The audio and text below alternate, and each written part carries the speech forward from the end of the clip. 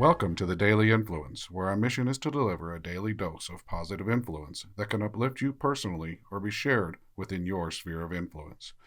While not every episode may directly apply to your unique circumstances, we strive to provide insights and inspiration relevant to most people's daily, weekly, and monthly lives. Whether you are tuning in during the morning, noon, or night, the Daily Influence is here for you. Listen, share, and embrace the power of influence in your life. Hey everybody, Brian Smith here with the I and Team series, and it is time for your Daily Influence. And you know, our mission here at the Daily Influence is to reinforce our work here at the I and Team series. And that work is really focused on helping people develop an understanding of their individual influence within whatever area of influence they have, and also making that experience the most positive that it can be, so that ultimately we understand and are responsible for all of the influence we have within all areas of influence that we find ourselves. I've been dealing a lot lately with mistakes, my own mistakes, and a lot of mistakes with my team. And it's caused me to go back and self-reflect.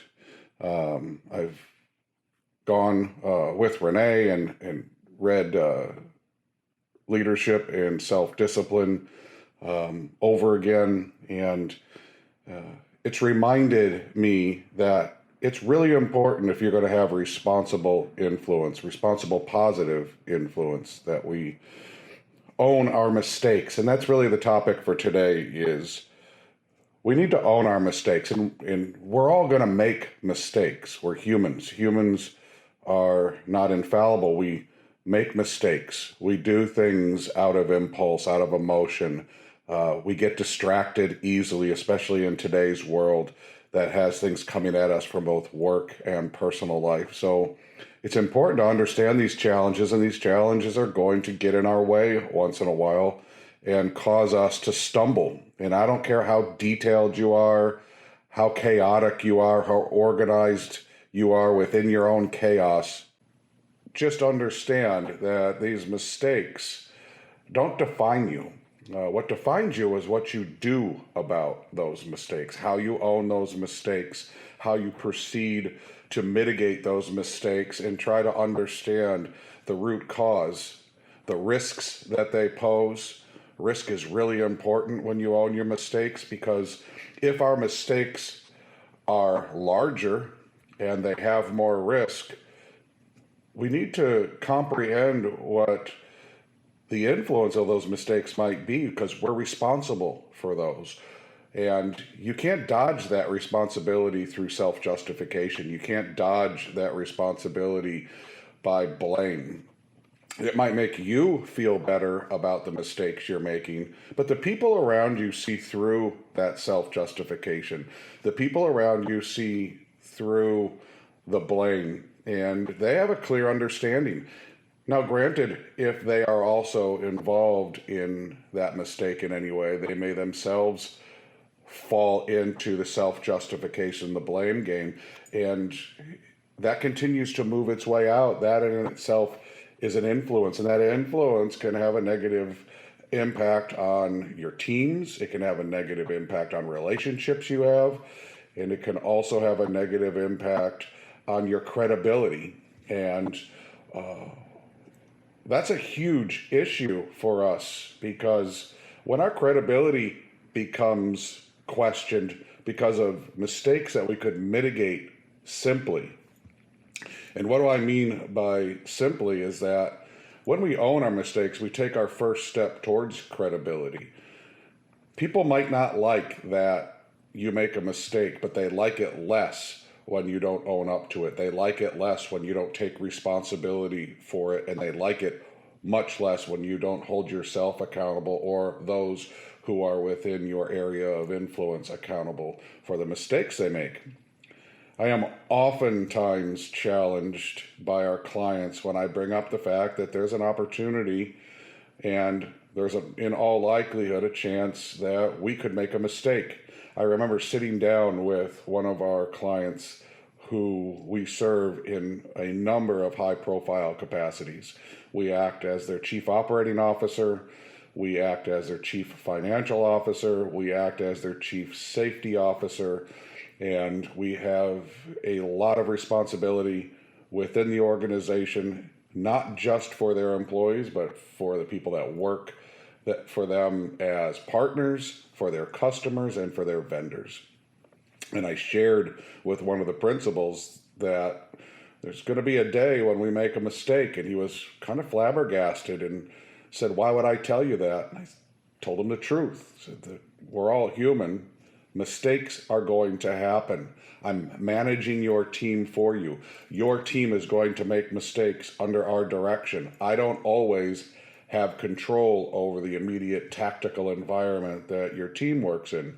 I'll do my best to set up that environment so that it can be the best and most efficient it can be, but there's going to be mistakes. But what I can promise you is that we won't justify those mistakes. We won't try to get around those mistakes. We will take ownership of those mistakes. We will mitigate those mistakes and the risk that's involved with them. And then we will put corrective action in place. We will adjust policy, we will adjust procedure, and we will create an environment that has a less chance of having mistakes. And that's the way that we consult. And that's what I told him. And we've been this client's C-suite now for about 8 years. And it's been a very successful relationship. And we have made mistakes. And we work through those. And the company gets better every time. And that's really what's important here, is that mistakes are an opportunity for us to get better. That's why we want to own them. When we own the mistake, we own the resolution, and we own the resolution, we own the improvement. And that's really the goal of us in our environments, is to get better, to embrace this area of influence we have, and to make it better in any way we can. And mistakes are one of the best ways to make things better. They identify where we have some issues. They identify where we might not have planned as well, or we've not have tactically engaged as well. So when these mistakes happen, own them to learn from them, and set an example for the people in your area of influence, for your teams, to do the same thing, and watch your culture rise. Watch the positivity within your organization rise. Watch the improvement rise as you get away from the blame game, you get away from the self-justification, and you turn mistakes into opportunity. And those opportunities become advantages for you as an organization, because you are growing together. Everybody is learning, and they understand that while mistakes we don't want to make them, but they don't have to be negative. They don't have to be filled with negative reaction. They don't have to be filled with the distress and the anxiety that we often see in our teams. They can be filled with an opportunity to learn, an opportunity to grow, an opportunity to help each other be better, an opportunity for our team to come together and solve bigger problems with each other. So own your mistakes. Make them an advantage, learn from them, and ensure that you are not self-justifying and blaming others in your organization for things that you're responsible for. And ultimately, if you are the top leader in your organization, you own it. You own whatever processes, whatever procedures, whatever decisions that led to that mistake, all the way down to choosing the right person to deal with whatever task that created the mistake. You chose that person. And if you don't give them the tools, then they can't succeed. So owning up to your mistake means taking the time to understand their root cause, or you may cause the same mistake again. That's one of the big key takeaways here. In some cases, owning up to your mistakes is enough accountability. It's enough learning. It's enough to have you just understand it and own it. But other times, you don't have to find out what caused it. Most important part of mistakes is mitigating it. If you've made a mistake with a client, don't go look to blame somebody. Get the client taken care of first. Circle back around and determine what the foundation of the mistake was second. But solve the effects of the mistake first. Make sure that anybody that could be affected by it is notified. Be transparent about it. Get all of that out of the way before you start trying to find the root cause or even trying to blame. What risk did the mistake create? What is the quickest and safest way to mitigate it? Mitigate the risk, mitigate the mistake objectively without judgment. Communicate to all involved and affected.